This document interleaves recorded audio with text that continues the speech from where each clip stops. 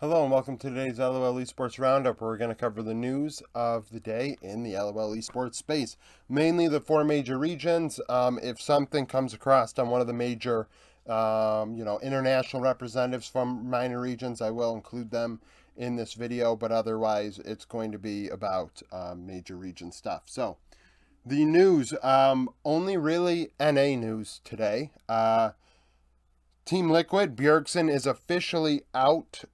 He has been allowed to leave. That makes him a free agent, which we'll get into over the next couple days. If you missed my video earlier today and the video a couple days ago, I went over the LPL and how their outlook looks going into free agency, as well as the LEC a few days ago.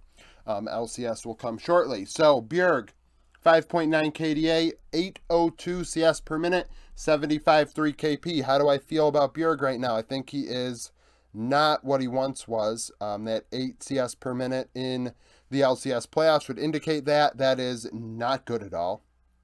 8.5 and a higher is where I think the threshold is. Not everybody can be Chovy at 9.5 to 10, but I think 8.5 to 9 is, average. Now, when you're at 8, that's awful. That means you're losing lane hard. Do you make up for it? 75.3 KP. That would make up for it. And if I don't watch players, like when I get into Harry's numbers here, I haven't watched Harry play, so I'm going to look at their numbers differently than I'm looking at Bjerg's numbers. I've watched Bjerg play in the playoffs, and I know that 75.3 KP is indicative of a very passive player and a passive team that doesn't fight very often, and he is losing lane. It is not because he's making things happen. He may be involved when things do happen for Liquid, but things don't happen enough. 20 kill share, 21.6 gold share. That is top lane like numbers, which makes sense. Bwipo was more of a carry top laner, but that did hurt Liquid. I mean, it really did. The Bwipo, that roster just didn't work. It just didn't work. None of the star-studded rosters worked this past year. That's why, frankly, seeing all these fun, oh, look at Vitality, oh, look at G2, oh, LPL, this, that. Star-studded Gen G, star-studded teams are not winning when it comes down to it. You need role players on the team. And that's just not going to happen. I don't see. Liquid wasn't going to do it. 9 champions in 19 games. Of course, Bjerg's played everything, the Zillion and the like. Harry, in Academy, they re-signed this person. So, honestly, I could see them starting. They're OS, so they are not going to count as an import. 5.8 KDA. 581 KDA, 961 CS per minute, 60.8 KP in Academy. This is a very different player than Bjerg. 60.8 KP. So if this team is fighting, they're only fighting in 3 out of every 5 kills. And if they're not fighting often, they're still only involved in 3 out of 5 kills, right? So they're not around the action much. They're around it more often than not, but not, a ton. You know what I'm saying? Like 60% is pretty low. That's going to be lower than your jungler. That's going to be lower than your support. Maybe even lower than your AD carry. So he's more likely going to be in a side lane on occasion. 961 CS per minute is incredible. I said 9.5 to 10 is like very elite, and of course it's against Academy, so you're against lesser competition. I'm not implying that they can put up 961 CS per minute against the best of the best, but in 36 games, that is a very good number to have. That gives me an idea that this person could go 9 CS per minute in LCS, and that will win lane more often than not. I think Harry is worthy based on these numbers, and they're making a good move. 26.5 kill share, 23.6 gold share. Those are secondary numbers. Very different than the 20 and 21 of Bjerg. 26.5 secondary kill share numbers, 23.6 secondary gold share numbers. 16 champions in 36 games, has a solid champion pool. I mean, let's see what this player can do, right? We'll hit on it again probably in January when Liquid does have their roster finalized and all that, but as of right now, that's the situation. TSM, Academy team is gone. Soul, Anda, Takeover, Instinct, Mia, and even the coach X Smithy all have been allowed to leave. That leaves only 3 players under contract with TSM at all, which we will hit on over the coming days in my Outlook video. That is only Soul, that is Maple, and Chime. I mean, so low. Sorry, Maple and Chime. That's the problem. I would have liked them to keep Sol. I saw yesterday Liquid's already got him in their scouting grounds. I think leapfrogging a few players. Anda has been around the block, more so a coach than a player at this point. Takeover, because he takes up an import slot, because I think he's Latin American, that causes some problems. I mean, I don't have their numbers here because they're free agents, and honestly, there's a ton of free agents to really think of. Instinct, I really liked Instinct, and I think TSM are making a mistake letting him go. An 18-year-old 80 carry that will be 18 all throughout spring next year. That's a player to build around if you are, or at least give a very good leash to. Let them grow with the team, and there is a lot of potential there. Mia, a player that they found in Champions Queue from Latin America that was on the second-ranked Latin American team last year, Astral.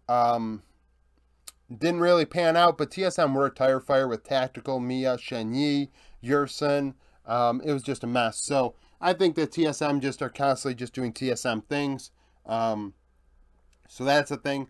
100 Thieves announced Jungle Juice is their new GM, taking the place of Papa Smithy, who is now a president of game operations at FlyQuest. We went over that yesterday. Jungle Juice as a coach was 0-9-5 in TCL in 2017 and was on, at least on Leaguepedia, 2 staffs of 100 Thieves coaching. I think 28 summer, 2019 spring, going 18-18 under Prolly and Zix. Now, they've been with 100 Thieves since and been behind Papa Smithy as they went through all the worlds and all that the last few years. So the 84, I think it was 84 and 52 yesterday that I went over with Papa Smithy. I guess Jungle Juice can take a little bit of credit for that. Was not the head honcho though. So we'll see how 100 Thieves does now with new leadership.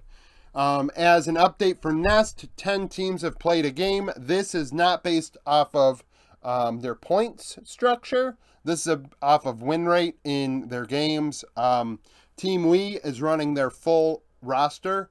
That is Bubu, Bishang, Shanks, Zing, and Kadaya, at least as of a couple days ago. So they're leading the way. IG has Nenny and An playing for them. BLG is using Bin, Can, and Doggo. So they have 3 players that we know on BLG. OMG is using Cream and Jerry as of yesterday. Ultra Prime, I don't think Ultra Prime are using anybody. Allies in top lane maybe. EDG 1-1. I did not watch their games. I'm going to watch the VOD later.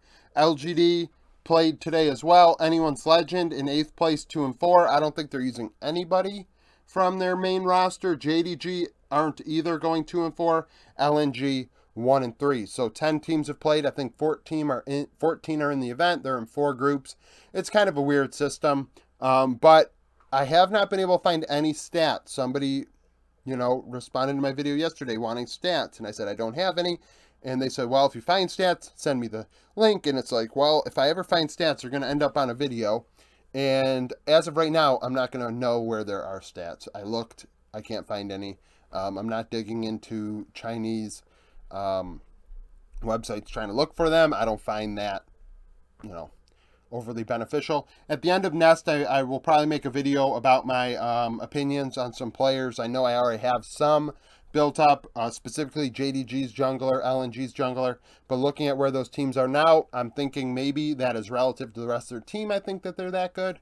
Of course, I'm not surprised that Team Wii, IG, BLG are at the top, or OMG. I'm not surprised these 4 teams are at the top because of the players playing in the games. They are LPL players from last year. Does Team Wii stink yet last year? Yes. Are there players borderline LDL? Probably, at least based off of last year. But the 5 players have played together before at a high level. They've played tougher competition than what they're playing here. BLG 4-2 is a surprise because, Bin, Doggo, those are 2 pretty good players. Bin's very, very, very good. So they should be doing a lot better. Cream can only take OMG so far. So that's it for Nest right now. The VODs are on YouTube. You just gotta they're not English, so they're Chinese. So deal with that how you will. But that's it for the LOL Esports Roundup. If you missed the video earlier today, I went over the LPL outlook for the offseason, so watch that.